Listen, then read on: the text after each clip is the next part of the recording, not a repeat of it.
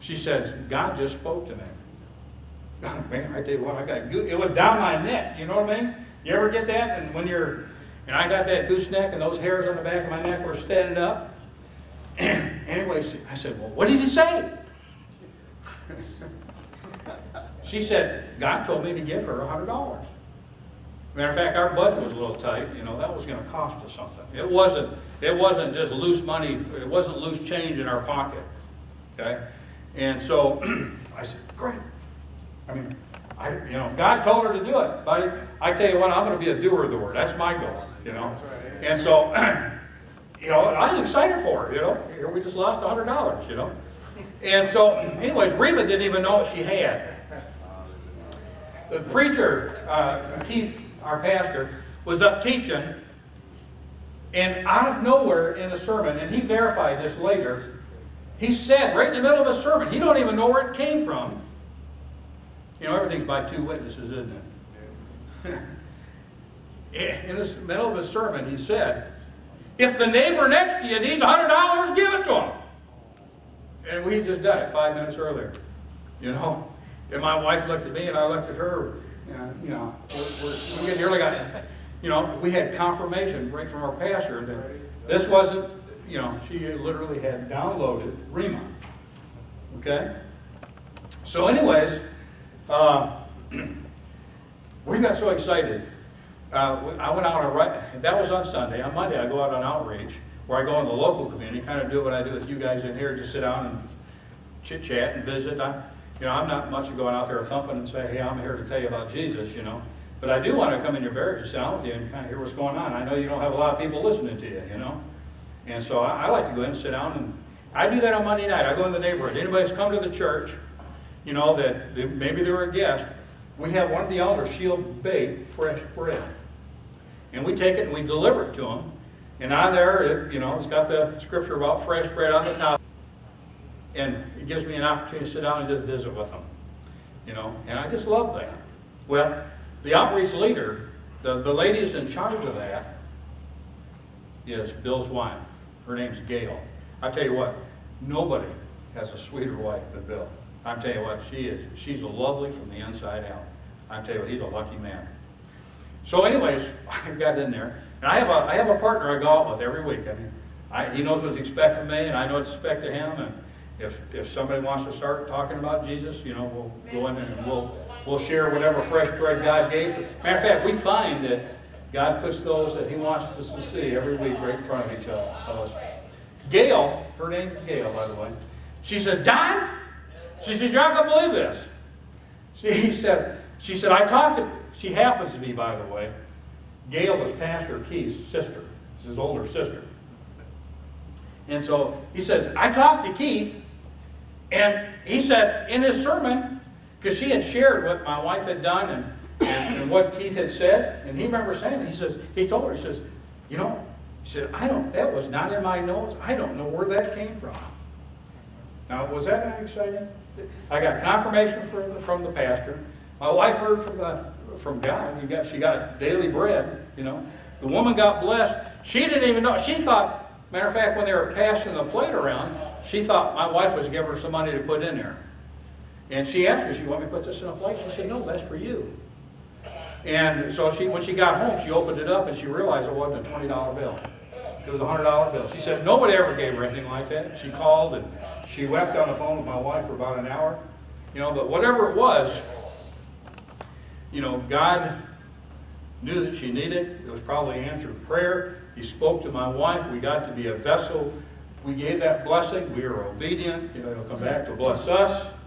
And that's what I'm here to tell you about today, is this Rhema. So that's just one example. I can give you several of those that's happened to me here lately, but I'm kind of limited on my time here. Okay. Now remember, the premise of today's class is what we learn in the presence of God, we can't learn in the presence of men. Peter was the example of that. Jesus says, who do they say I am? They rattled it off. When he turned the table and looked at him and he said, who do you say that I am? Guess what? They hadn't been getting no fresh bread. 11 of the 12 were silent. And then Peter, I don't know if he received the download right then, but he blurts it out, and he said that you're the Christ, the Son of the living God. You know, what a testimony. And Jesus, he says something to Peter. Matter of fact, he blesses him. Pick it up there, Brother Oliver. Okay, and let's see. Jesus answered and said to him, "Blessed are you, Simon Bar-Jonah, for flesh and blood has not revealed this to you, but my Father who is in heaven. And I also say to you that you are Peter, and on this rock I will build my church, and the gates of Hades shall not prevail against it." You hear that? By the way, when he blessed him, read it one more time. I want you to understand there's a nugget in here. Okay. We're going to kick a gold nugget out. And then, you want me to start with what Jesus answered? Yeah. Okay. And Jesus answered and said to him, "Blessed are you, Simon Bar-Jonah, for flesh and blood has not revealed this to you, but my Father who is in heaven. That's the download. And I also say to you that you are Peter, and on this rock I will build my church, and the gates of Hades shall not prevail against it." What was Peter's name before it was Peter? Simon. You know what Simon means? It means to hear. His name literally means to hear. Okay? Or that's what Simon means. Jesus, because he received that download and blurted it out, he blesses him and changes his name. Do you know somebody else in the Bible that had their name changed and was blessed? Remember Abram? Went to Abraham? Names are important in the Bible. When you peel back this onion and start looking at these names, matter of fact, you can look at the first 10 names between Adam and Noah, and if you just right beside their name, write what it means. You know, like Adam means man, all the way down to Noah. And I'm going to let you look this thing up. If you can't figure it out, you ask me next week and I'll tell you. But God has when you peel that onion back, He's got a message in there telling us that man, you know, and He talks about how sorrowful they are. He's going to discover He came down to give us comfort and rest. And it's hidden right there in the Hebrew Scriptures, embedded in the names. I tell you what, when you're holding that logos right there, that's much more than a cursory reading. Matter of fact, you'll find as you read it, you'll see stuff that you never saw before.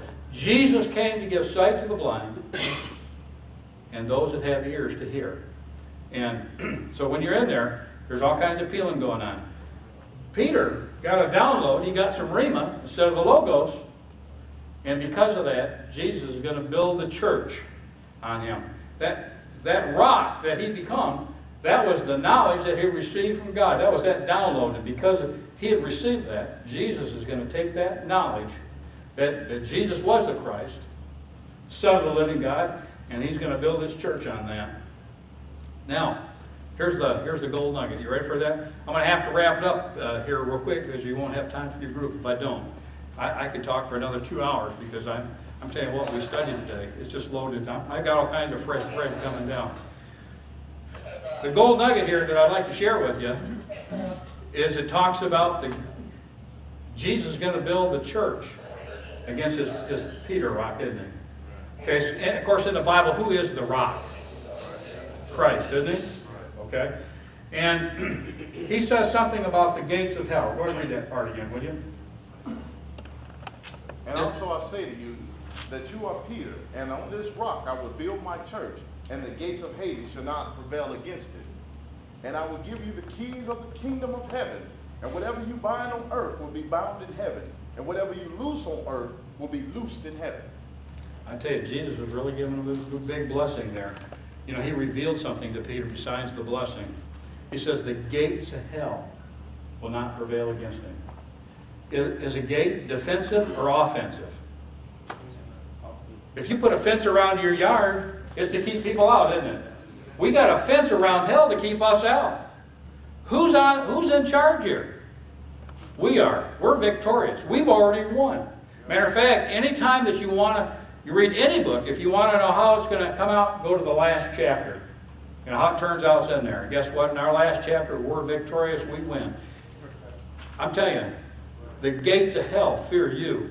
If you'll get out in obedience and walk it in, whatever God has in there, and as you peel those onions back, and say, yes, Lord, yes, Lord, yes, Lord. Matter of fact, my life has boiled down to 2 letters. I mean, I had all kinds of goals and ambition. I've been everything from an HR director to a stockbroker. And I want you to know, I'm boiled down to 2 characters in my life. That's the word go. It's a verb. Wherever he asked me to go. I never intended to come in here, be with you men. He sent me in here, and I knew from the moment I walked in here that through that rhema that we're talking about, that I was, just like Bill, I've got a life sentence. It comes on Friday, and we've expanded ours to Tuesday because we're not getting enough marriage time. Okay? So I just want to tell you I love you. And remember, in your daily walk, I want you to go back and read this chapter. Bill, he may come up and want to teach all the details and all the nuances in there, all the little stuff. And there's a bunch of it. The thing I want you to gather is the very initial summary. That what God teaches us, no man can teach it. And when you got it and it's in your heart and it's planted there, nobody can steal it. You become like Peter. The scriptures in there, you're going to find, you've got some scriptures in there, that says that you're a rock. Remember the story of the flood? It was a wise story. There was 2 builders of homes. There might be builders in here. Some of you guys. The one that built his house upon a rock, that foundation. And the other guy built it on the sand. He had no foundation. And when the storms and trials of life came, which one stood? One on the rock. One on the rock. God has a rock for you. It's Jesus Christ. Your whole foundation is built on that. You stay in the Word. You get on your knee. And you tell God, Father, I want my daily bread today. And be quiet and still and receive it. You'll receive it just like my wife did. And when he plants that in your heart, I know all kinds of people. Matter of fact, this is my last story. I was in the checkout. Some of you guys heard this about a month ago. And it was, you know, when you go in the checkouts at Walmart, they got them little lanes. I mean, you can't hardly get to the checkout without looking at all the tempting stuff. You know, they do 30% of their business on less than 10% of the items in that checkout lane. I used to be a retailer too, so I know what I'm talking about. In there, one of the things they got is they have the tabloids. And I'm sitting there waiting to check out my 20 items, and a lady in front of me has got 150 of them, you know, in one of those 20